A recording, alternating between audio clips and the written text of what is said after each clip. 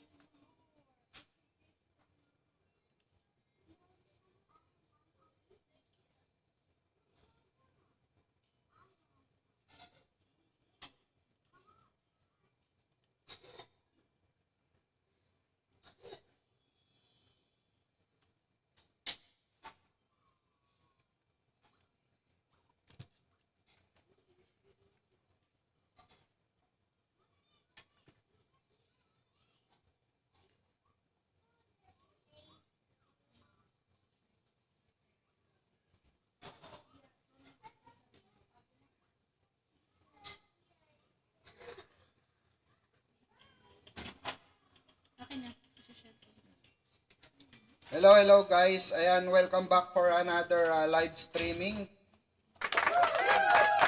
Eto na, mainit na usapin mga kababayan. Okay? Mainit na usapin ito. Kung paano mapapabaksak ng mga kritiko ng ating mahal na Pangulo ang administrasyong PBBM. Diba? Oh. Nagsama-sama na ang mga tampalasan, mga kababayan, ha? Oh. Malinaw na itong si Paldo Boy. O, si Paldo Boy pa eh. Ha? Itong si Saldi ko, mga kababayan, ay, 'di ba? Nakipagsabuatan na kay Sara Duterte para pabaksakin ng ating gobyerno. O, kape muna tayo. Kasama ang Birador Mag. Ayan. Ayan, mega love shoutout po, pa-like and share po ng ating live streaming ngayong gabing ito. Ayan. So, eto nga mga kababayan, no? Nakikita nyo naman dyan sa screen natin kung paano gustong pabaksakin ng ng kritiko niya, okay, ni Pangulo si Sara po. Okay, si Sara ang isa sa mga talaga eh, 'di ba? Gigil na makaupo. Eto ha, for the record mga kababayan. Pansinin niyo, bakit gigil na gigil ang mga Duterteng makaupo? Hindi, eto personal na ko to obserbasyon ko.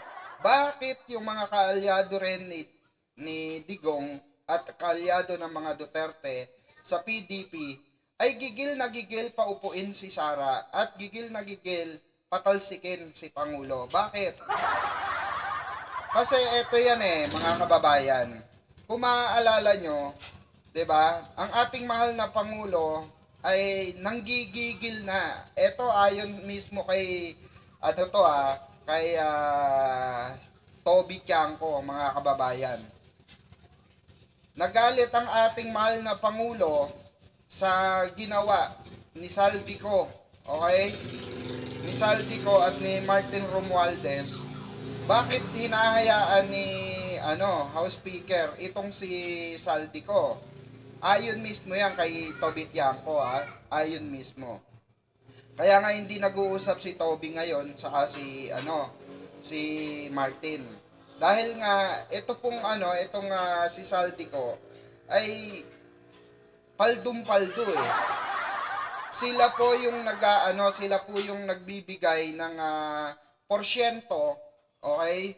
Ng kaakibat na porsyento dito sa mga flood control project, sa mga infrastructure, mga kababayan.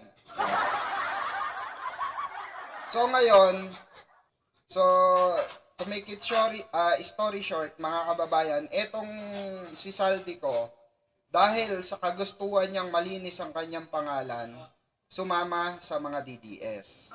Ayan. Nagtablahan na rin sila ni Martin Romualdez, di ba? Ito yung pilit pinupuksa ng ating mahal na Pangulo. Ito yung pilit pinupuksa ng ating gobyerno upang mailabas yung katotohanan. Kasi ang mastermind talaga dyan, mga kababayan, si Saldico ng corruption ngayon ngayong mga kasalukuyan. Oo. Magmula nung kay Duterte, kasi meron pang mga iskandalo yan, mga kababayan. Okay, si Saldico, patong-patong po na iskandalo ang pinasukan niyan, di ba? Tapos itong mga anomalya na kinasasangkutan ni Saldico, bilyon-bilyong insertion. Oh, ang nilagay niya. Tapos, ang ginagamit nila, mga kababayan, utos daw ni Pangulo. 'Di ba? Kaya nga nakakatawa yung insertion na yan eh. Dahil nga mismo ng mga mambabatas na nagsabi na imposibleng mangyari yan. Imposibleng gawin ni BBM yan. Dahil, bakit? Siya nga naman, mga kababayan, simpleng logic. Bakit maglalagay ng insertion ang ating mahal na Pangulo diyan sa ano na yan, sa BICAM na yan, may NEP si Pangulo, may NEP, mga kababayan. Dito pa lang booking na itong pakulo ng mga Duterte, mga kababayan. Booking na po itong mga mga sabuatan nila na gusto nilang mangyari talagang mapabaksak itong administrasyong Bongbong Marcos, di ba? Mega love shoutout paring March Marasigan. Ayan, Tutoy Algabre, shoutout po. Welcome sa ating live. Di ba? Malinaw na malinaw ito, mga kababayan, na itong si Saldico bumaliktad na para lang malinis yung kanyang pangalan. Ito actually, kung tutusin, mga kababayan, kung merong kang balls, 'di ba? Kung merong kang balls, remember itong magkaaway ito eh. 'Di ba? Magkaaway itong si Sara Duterte at si Saldico. Pero ngayon, ini-embrace na, hindi kayo nagtataka, ini-embrace na ng mga DDS si Saldico. At alam na alam ni Amy Marcos na may babaliktad. 'Di ba? Alam na alam nila na may babaliktad, may kakampi sa DDS. Yung pala yun si Saldico. 'Di ba? Remember, mga kababayan, sinabi ni Amy Marcos yan, Amy Duterte yan, ha? Sinabi po ni Amy Duterte yan sa sa interview niya na di umano ay may babaliktad. May pasabog sila na bagong witness. Ang mali lang dito, mga kababayan, bakit sa social media, 'di ba, lumabas? Inuna ang social media. Kasi alam nyo kung bakit? Kasi nga magkakaroon ng rally. Okay? Magkakaroon ng pagpapabaksak. Okay? Na rally kay Pangulong Bongbong Marcos. Dahil bakit po? Nasiwalat na kasi ni PBBM ang lahat ng anomalya sa flood control, lahat ng sabuatan. Pero ako sa tingin ko, lalaban ng Pangulo natin. Lalaban yan. Hindi papayag yan na mata-matahin na lang siya. Hindi papayag yan, mga kababayan ko, na ano-anoin na lang siya, 'di ba? Bigyan na lang siya ng ball jack sa ulo, 'di ba? Lalaban at lalaban yan. Ako naniniwala ako, mga kababayan ko, na malaking gulo ang gagawin ng mga Duterte rito. Pansinin nyo, simula nung after mawala sa pwesto ni Duterte, gumulo. Diba? Ang gulo. Magmula nung upo niya hanggang umalis siya, ang gulo.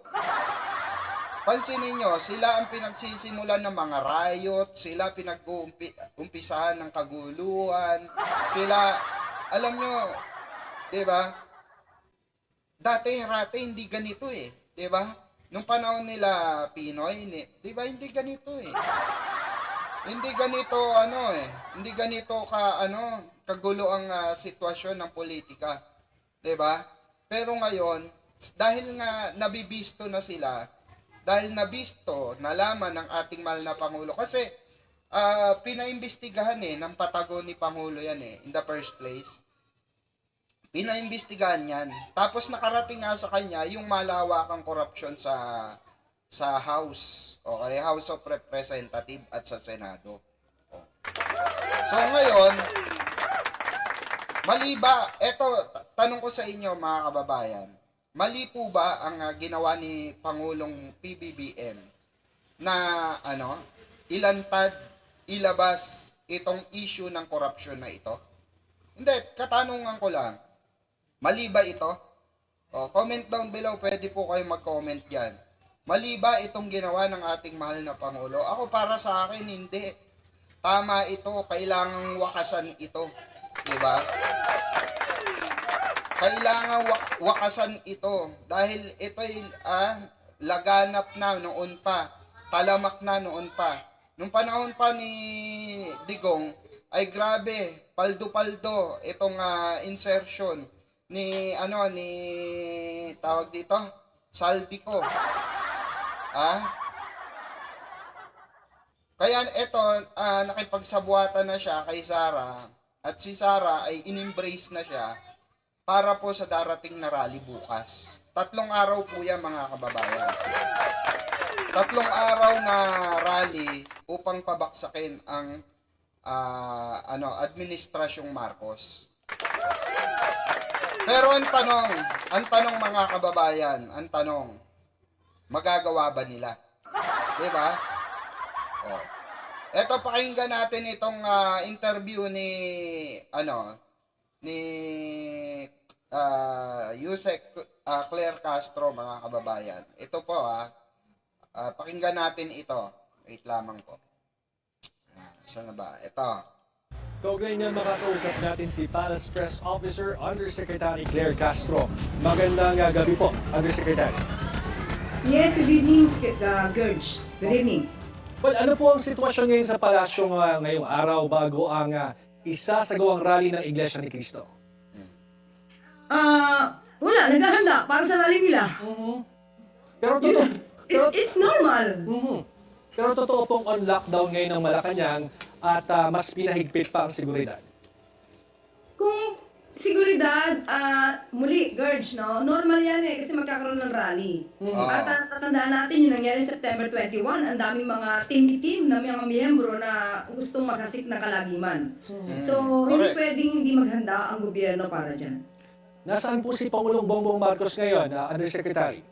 Sa ngayon, nandyan lamang sa vicinity na Malacanang. Okay, pero totoo po bang nakikipagpulong siya sa ilang consultants para pag-usapan yung mga susunod na hakbang matapos yung mga naging revelasyon ni dating Congressman Zaldico? Hindi nga po nababahala ang Pangulo sa mga sinasabi ni Zaldico.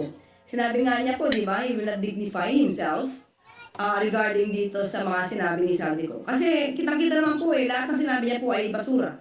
Walang katotohanan. Ang daming mga inconsistencies, pati yung sinasabi ng mga maleta. Ayan, di ba? Ang dami talagang inconsistency nun, mga kababayan. Dahil, di ba, ang tagal na panahon na pinagbigyan siya ng Blue Ribbon Committee na sumulpot. Pero pagbalik niya, pagsulpot niya, social media agad. So, garantisado na propaganda mga kababayan Garantisado na gustong-gusto na linisin yung gusto niya maging kawawa siya rito kaawaan siya. Ang lalabas kasi rito, ang gusto niyang palabasin, ginamit siya ng administrasyon. Yun yung gusto niyang palabasin sa publiko. Obvious na obvious, di naman tayo tanga Ang mga DDS lang naman ang mga tanga diba? Ang mga DDS lang ang mga kulangot diba? Ang mga DDS lang yung mga tanga mag-isip, mag-analyze ng situation, diba? Tuloy natin. Undersecretary, I hope na pakinggan or napanood niyo po yung report ng aming correspondent na si Joash Malimban. At sinasabi nga po doon sa 2025 budget, may 5.4 billion insertion na hindi pa ma-identify ngayon. Kung para saan ito. Nakita niyo na po ba ito and can you share something? Or would you like to... Wala pa po akong nakita na ganyan. Ang alam ko po na nagdagdag ang budget para sa ASEAN Summit for next year. Pero kung ito sa yung 5.4 insertion, wala pa po tayo nakikita. Okay, but will you look for it? Titingnan niyo po ba ito? Para maipaliwanag kung saan napunta or saan mapupunta? Bigyan niyo po muna ako ng kopya ng report ninyo. Okay. Para po makita natin. Okay, ito naman pong si Congressman Toby Tiangco. May naikwento po siya sa isang pahayag o isang interview sa kanya tungkol sa isang meeting noong November 24, 2024 sa bahay. Ito yun mga kababayan. Yung ni-reveal ni Toby Tiangco regarding dun sa meeting nila with Pangulo and nung pinagalitan si Martin Romualdez. Ito yung sinasabi ko nung una. Okay? Pangulo. Kinastigo daw ng Pangulo sina former Congressman Zaldico at dating Speaker Romualdez tungkol sa korupsyon at saka yung mga proyekto ng executive branch na tinanggal ng hindi nila nalalaman. Can you confirm this or ano po yung reaction? Ayan mga kababayan, malinaw mga kababayan, na alam ng ating mahal na Pangulo na meron talagang korupsyon na nangyayari under this mga uhugin, 'di ba? Nasisira ang pangalan ng ating mahal na Pangulo dahil dito sa mga hayop na to. Hindi, real talk. Real talkan tayo. Kasi itong mga to, easy nilang gamitin kasi kamag-anak eh. 'Di ba? Easy nilang gamitin kasi kamag-anak nila si Pangulong Bongbong Marcos. Tama, mali? Kaya napikon na ang ating mahal na Pangulo sa kakagamit ng kanyang pangalan, even though sinong tanga? Kung ikaw meron kang kinalaman, bakit mo pasasabugin itong anomalya na ito? 'Di ba? Hindi naman siguro ganong katanga ang ating mahal na Pangulo or kahit sinong tao na ipagkakalulo ang kanyang sarili. Tama, mali? Make sense ba? 'Di ba? Make sense. Kasi sino bang magnanakaw na yung sarili niya? Ilalantad yung sarili niya. Wala pong magnanakaw na ilalantad ang sarili niya. Kaya po binuksan ng ating mahal na Pangulo itong mga insertion na ito, itong mga anomalya ng insertion funds para sa mga other projects, para po mabulilyaso na yung sindikato sa loob. Diba? Action nyo dito sa Ulit po, ano po yung tinanggal? mga proyekto daw po ng executive branch na tinanggal sa GAA o doon sa proposed budget po. What is your reaction? Sa ngayon, girls pa ipagpaumanhin, hindi pa po tayo parte ng palasyo ng mga panahon na yan. At hindi ko mako-confirm kung totoo yung meeting na yan. So, tingnan po natin. At pag may pagkakataon po yan, tatanungin po natin ang Pangulo patungkol siya. Okay, but can you tell us ano po ang ginawa ng Pangulo nitong huling 30 oras, last 30 hours since the bombshell mga statements nitong si former Congressman ko? Kagabi po, nagkaroon ng event para po pasinayaan po yung chairship po ng ASEAN. Ginawa ito po sa Intramuros. At kanina naman po ay mayroon po siyang dinalaw, tinanong ko lang po ang schedule ng Pangulo. Meron siya po nintahan, mayroon po siyang dinalaw ng mga nabiktima po ng bagyo. Okay. Opo, ayun po, kanina umaga po yan. Nakipag-meet po ba siya sa mga cabinet members, sa ilang matataas na opisyal ng military within the day or kung kagabi man, kahapon? Wala po, sa akin pong schedule ng Pangulo, hindi po siya nakalagay. So hindi po masasabi kung meron o wala. May mga umuugong din po ma'am na cabinet shake-up. Have you heard about this? Or meron po bang usap-usapan ngayon sa palasyo? Wala po cabinet shake-up. Okay. And how about itong pinag-uusapang pag-alis ng suporta ng ilang matataas na opisyal ng military kay Pangulong Bongbong Marcos? Kung sino po nagsasabi niya, patunayan na lang po niya. Wala po tayo masasabi ganyan. Of course, ang pamunuan po ng kasundaluhan ng ating PNP ay buong-buo po ang pagtitiwala sa ating Pangulo. You are confident that the President has the support of the military and the police? Sino po ba kasi yung kinakabahan? Ngayon po kasi, puno po ang Pangulo ng trabaho. Kahit kagabi po, sabi ko nga po, umatin pa po siya ng event para sa ASEAN chairship. At pinasinayaan po yung logo po saka yung official stamp ng ASEAN. So, ibig sabihin, tuloy-tuloy po sa Pangulo ang pagtrabaho. At nakikita naman po siguro ng mga kasundaluhan natin, ng mga military, mga uniformed personnel at officials, kung sino ba talaga nagtatrabaho at sino lang po yung nalilira. Mas gugustuhin po ba nila na ibagsak ang gobyerno at ipalit ang mga taong may bahid ng korupsyon? Yung mga hindi Correct. Di ba? makapag-explain tungkol sa kanilang mga confidential funds? Ganun ba po ang nais nila? Parang hindi naman po siguro ganyan mga uniform personnel officials natin. Meron po silang utak at isip na ginagamit. Are you confident, ma'am, that the President will finish his term by 2028? Sino naman po hindi magiging confident kung ganyan naman po kasi pag ang Pangulo natin? Kaya nga ang tanong ko sa inyo at sa lahat, sino ba pipiliin nyo? Yung nagtatrabaho o yung nagbabakasyon lang? Can you talk more? Ano pong masasabi niyo sa timing itong paglabas ng statement ni Zaldico, ng rally ng ANC, paglabas ng mga balita ng withdrawal of support ng military? What can you say about this?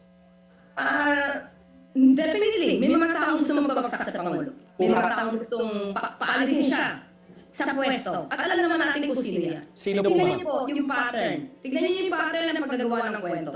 Hindi ba parang puro mukhang AI, although hindi man sabi kong AI yan, pero makikita niyo kung gaano yung mga kasinungalingan. Makikita niyo sa timeline. Doon pala sa sinasabi sa maleta, may nakita tayo na post kung anong date ito, lumalabas 2024. Pero ang pinag-uusapan niya dito ay 2025 budget. So saan sila kukuha ng pera? Kaya nga.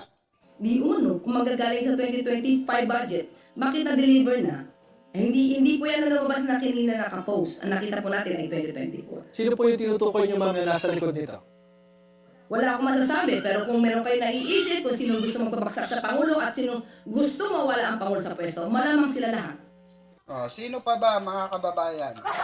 Ang mga DDS, ang mga Duterte. Dahil gusto nila mapagtakpan yung pandarambong ng dating administrasyon. Yung mga nagsabuatan ng dating administrasyon, yun lang yun, mga kababayan. Obvious na obvious. Kaya nga si Sara Duterte, mga kababayan, pasiting pretty lang.